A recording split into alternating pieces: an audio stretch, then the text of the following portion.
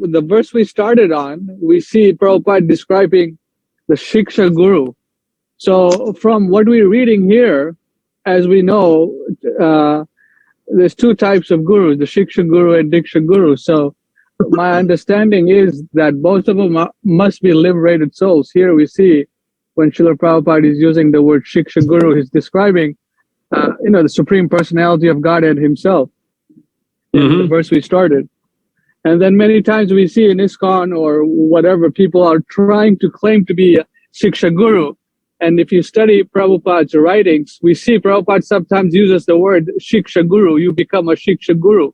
So how we understand this contradiction here between Prabhupada's version of Shiksha Guru, what is written here that we're reading, and his version of Shiksha Guru, who's not even, a Madhya Madhukari. Well, if we read the purport, the first paragraph of the purport on page 46, text number 47, let me just read this again. Prabhupada says, there are two kinds of instructing spiritual masters. One is the liberated person fully absorbed in meditation and devotional service, and the other is he who invokes the disciple's spiritual consciousness by means of relevant instructions. So Prabhupada makes a slight difference here between a liberated person, or in other words, a liberated person who is acting as a Shiksha Guru, and another one who basically gives relevant instructions, which could be technically any devotee who is preaching Krishna consciousness under Prabhupada's direction and following Srila Prabhupada. Now, the problem we have is when things get devolved to the level of politics and voting. There have been different GBC resolutions where they have said that no one can act as a Shiksha Guru in ISKCON unless they are voted in and authorized by the GBC. But we don't see this in this text of the Caitanya-caritāmṛta. In other words, Prabhupada expected all of his disciples to teach, to guide, to counsel, and basically instruct people to follow Krishna as per his direction and instruction. So this is one understanding. This is very similar to one of these kind of resolutions that people can become Diksha Guru if they get a vote or sufficient numbers of approvals. But we don't find these kind of political voting in Prabhupada's teachings. It's not there. As a matter of fact, there are places in the Caitanya-caritāmṛta where Prabhupada discourages this kind of mundane voting. This is not our standard. Ecclesiastical convention and things like that. You will not find any of our acharyas that became acharyas by vote. This is not the proper understanding. So I hope it's helped. There's a lot of different statements by Srila Prabhupada in different conversations. For example, there's one conversation where Prabhupada said the Shiksha Guru instructs against the instruction of the Diksha Guru. Prabhupada said he's a demon. So we have to see what the Acharya, Srila Prabhupada, the Diksha Guru, the authorized Diksha Guru, when he is given, and everything has to be checked according to his mandate and his instruction. I hope that helps. Prabhu, one point here. There it says there's no difference between the shelter-giving Supreme Lord and the initiating and instructing spiritual masters. So yes. So I think this is the sentence that Ronald Prabhu had a question about, if I'm not mistaken. Yeah. There it's saying that the instructing spiritual master must be a liberated soul, and so must be the Diksha Guru, who is the. Where does he say? There is no difference between the shelter-giving Supreme Lord. It doesn't say that, Ron. You just made that up. Show me where it said that. Show me where right there. There is no difference between the shelter. That's not what Prabhupada and instructing. It doesn't say he has to be a pure devotee. Then. Pardon? It doesn't say pure devotee. You're interpreting that. Well, if the Diksha Guru is I don't know if I'm interpreting it, but that's what it's saying here. If you read that last sentence, what does it say? Does it say that? Let's read this. Hold on for a minute. Let's read exactly what Prabhupada said on the second paragraph of text number 47. Lord, second paragraph, the last two sentences. Prabhupada says, there is no difference between the shelter-giving Supreme Lord and the initiating and instructing spiritual masters. If one foolishly discriminates between them, he commits an offense in the discharge of devotional service. So one thing that we've seen is this differentiation between those who claim that they're acting as Diksha Gurus or initiating spiritual masters and instructing spiritual masters. Now, the statement of Srila Prabhupada here, there's no difference. Technically, if one represents Krishna properly and he speaks exactly as Prabhupada presents, that would apply.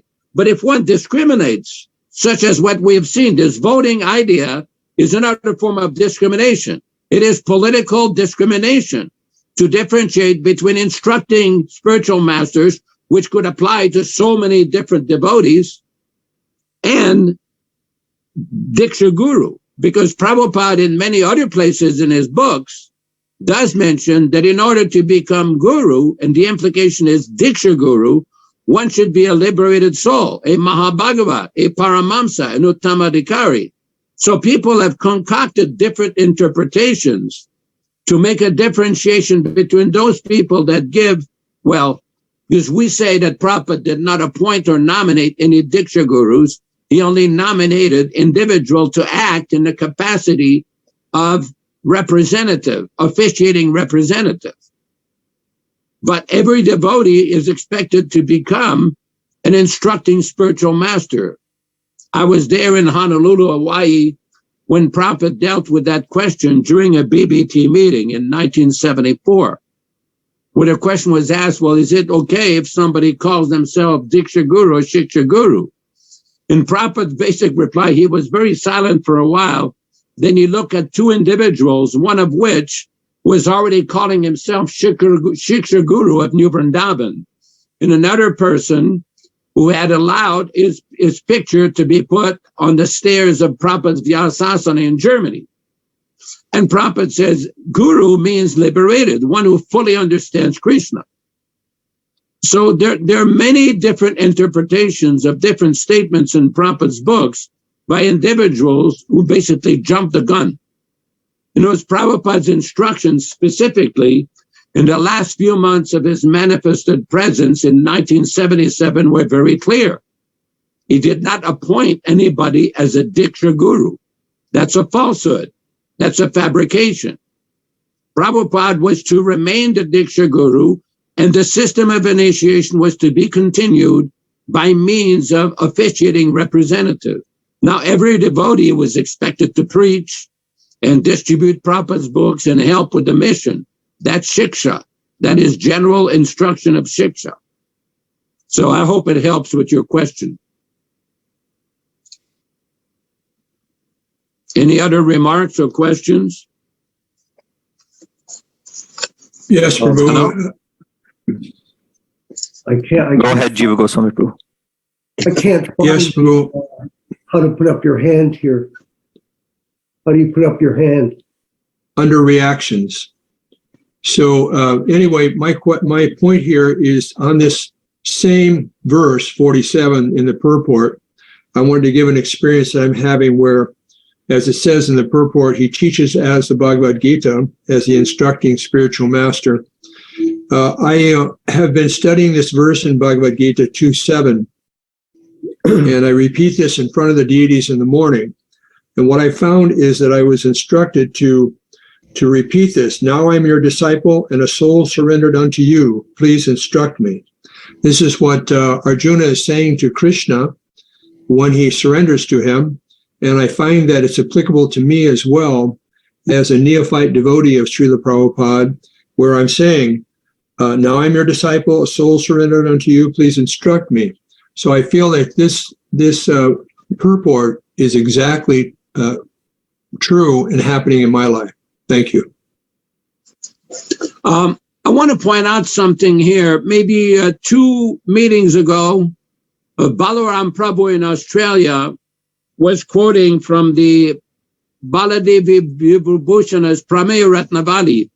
In the first chapter of Prameya Ratnavali, he gives the list of bona fide acharyas in the Brahma Madhva Gaudiya disciplic succession. And he has one specific verse in Sanskrit there where he describes Bhavati Vichintya Vidusha Niravakara Guru Parampara Nityam Ikantitvam Siddhyati Yayodayati Yena Paritoṣaṁ, that one will obtain the favor, Paritoṣam, of Lord Hari by meditating on this eternal disciplic succession, whose members are Vidusha, faultless, and Niravakaraha, without any blemish, completely transcendental. But in our movement, since Prabhupada has departed, a new idea has introduced of a defective guru, of a fallen guru, of a deviated guru, and these ideas are not in line with Srila Prabhupada's teachings or the teachings of our previous acharyas.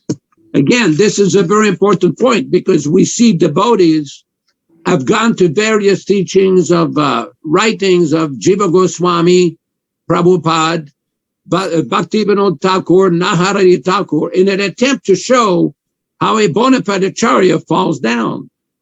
What is obvious is the list of acharyas that has been given in the Bhagavad Gita by Srila Prabhupada, their stated acharyas. There's no fall down with any of these acharyas.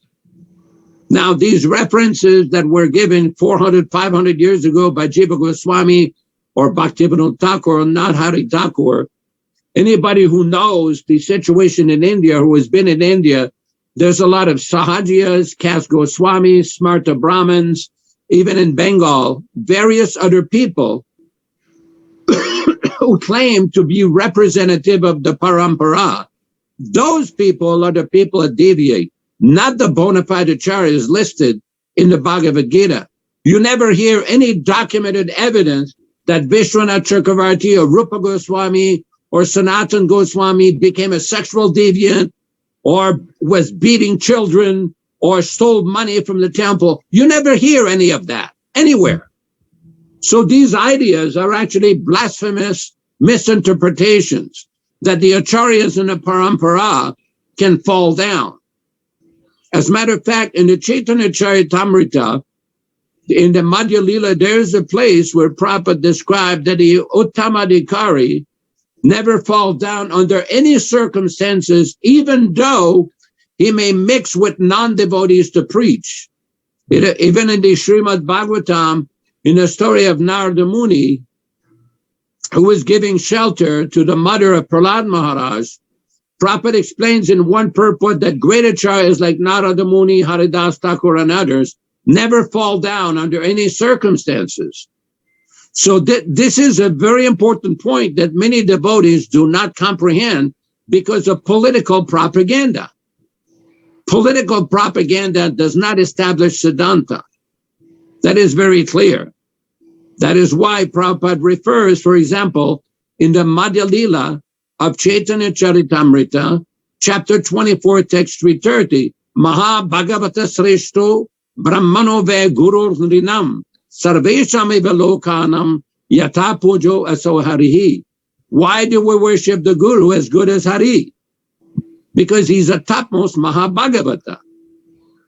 Now we have a new philosophy that anybody and his brother can be worshipped on a level of Nikunjayuno and the sum total of all demigods, regardless of their level of advancement. That is not correct. Because in that purport, Srila Prabhupada says only such a person can occupy the position of Guru. In other words, the implication of this, the Diksha Guru, the fully realized person who can liberate the disciple, that is the topmost Mahabhagavat, as Prabhupada describes in that purport. Any other comments, remarks, Vishvakarma Prabhu. questions? Yes. I wanted to further discuss the position of Shiksha Guru as opposed to Diksha Guru. And refer to Prabhupada's plan for spreading Krishna consciousness, where he wanted that certain people in the different centers would take the role of Sishya. In other words, instruct, the temple president would instruct all the members of the temple on the various rules and regulations that were involved in Krishna consciousness. He would want the president to follow the rules and regulations himself, and then at the same time, teach them to others. He also introduced a GBC board, which were supposed to come around to the temples and act as Sishya as well, and instruct the temple presidents on how to conduct the classes, on how to manage the money, on how to perform Sankirtan, all the various activities that were involved in running a temple. So I see that Ron's left the class, so unfortunately I can't explain this to him, but Oh, no, he's here. Oh, he is? Okay. So Good. the idea of instructor, it's like, for example, many of you have different occupations. For example, some of you maybe own a garage. Some of you may be doctors. Some of us may be musicians or entrepreneur businessmen. And in those fields, we learn these crafts from different people. So these people are instructors. They're instructors in the different material jobs that we have. In the same way, devotees who are leaders, who have leadership qualities, they may take roles of leadership in instructing new people how to take up Krishna consciousness. This idea that there's no such thing as people that can teach other people how to chant Hare Krishna, that can teach them how to chant japa or do kirtan, how to cook in the kitchen, how to make dal and rice. These are all the business of the instructor. You should follow the rules and regulations. Yes. You should chant your rounds. Yes. And you should be studying carefully the books of the spiritual master, be able to explain them to others. And in this way, you can help your spiritual master bring more people to Krishna consciousness. The big mistake is this. For example, I'm cultivating at this time about 25 new bhaktas. Now, are any of them in any knowledge of Krishna consciousness? Do they know anything about this philosophy, Jiva Goswami? Hardly anything. Do they chant their rounds? No. Are they reading the books or organizing any Sankirtan activities? Not really. A little bit. Are they interested? Yes. So I'm constantly working with them every day, just like all of you are in your particular areas, where you have a group of people that you're cultivating. And you're doing that to try to help them take up the process of Krishna consciousness and take shelter of Srila Prabhupada as their guru. This is the business of Shiksha Guru. Some of you may not know this. In the material world, I'm a small-time celebrity in music. Lots of people in Canada know me. Thousands know me. They come up to me, oh, Bob, oh, Vishva, oh, Bobby Hebert, you're so good in this and that. That means nothing. We should not become puffed up with the role of instructing other people in Krishna consciousness. We should simply take a humble position and guide them. Not that you they come to us and then we pretend, we pose that we're guru, Shiksha Guru. I've had lots of devotees, my godbrothers have said, you should be a Shiksha Guru, Vishva. So a group of devotees from ISKCON, you should become a Shiksha Guru. That is absolutely absurd. A Shiksha Guru means uttamau, but instructor, spiritual master, means someone that's sharing this knowledge with other people, helping other people take up the process so that they can become Prabhupada disciples. That's the point. And to minimize other people that are doing that by saying there's no such thing as Shishya Gurus because you're not a pure devotee, that is some kind of mental concoction. That's ridiculous. I spent 16 years in the movement, in the temples. 16 years. Most of the time instructing thousands of people on Krishna consciousness. Did I think I was Shiksha Guru ever once? We are simply the servant. Prabhupada told me at my initiation. I came up to him in front of the Vyasa-san. He looked at me, he said, what are the 4 regulated principles? I said, no intoxication, no meat eating. He goes, that's enough. He said, your name is Vishvakarma Das, but you should never think that you're the chief engineer. You should think, I am the servant of the servant of the servant of the servant of the chief engineer. And in this way, you become great. So in this way, all of us have to take the role as instructing our new people in Krishna consciousness with the intention of trying to please our spiritual master. Like Prabhupada would ask us, how many devotees have you made? How many books have you distributed? He was looking for us to produce results. So in our own particular areas, we take a role. It's not a big deal. We take a role instructing people in Krishna consciousness. And in this way, Krishna and Prabhupada, Krishna says it in the Gita, anyone that explains this sacred knowledge to others, he is most sacred to me. He is the most pleasing to me. So we should strive always to bring people to Prabhupada's lotus feet and make them disciples of his divine grace, A.C. Bhaktivedanta Swami. Prabhu, who's next to ask a question? Oh, Yaśodā, please. I just want to make a brief comment here. There's a famous letter Prabhupada wrote in the 1970s when devotees would go on Sankirtan and engage in these furious debates with various Christian groups whenever they went out. When this was brought to Prabhupada's attention, Srila Prabhupada wrote a letter to Brahmananda telling him, what will your 15 minutes talking do?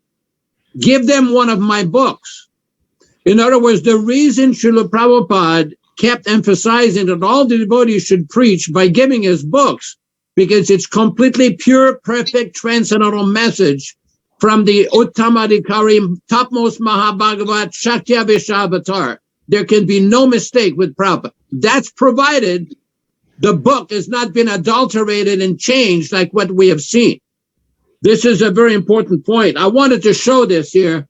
This is a little publication here that was done by a devotee in the Philippines. What this shows the various changes that took place when these bright individuals, these geniuses, who changed the Bhagavad Gita in 1983. Now, in that book, they decided to take out different paintings. Now, you look at that. Bhaktivinoda Thakur was taken out, Gaur-Kishore Das Babaji was taken out, and Jagannath Das Babaji was taken out, and Bhaktisiddhanta Saraswati Thakur was taken out. This is not the kind of shiksha that we want to present. We want to present these great acharyas and keep them always in the forefront of our preaching. So I'll leave the floor to somebody else to speak here. Hare Krishna. Then, could you please moderate and bring up the different people that have raised their hands and let them present the questions to Yaśodā, please?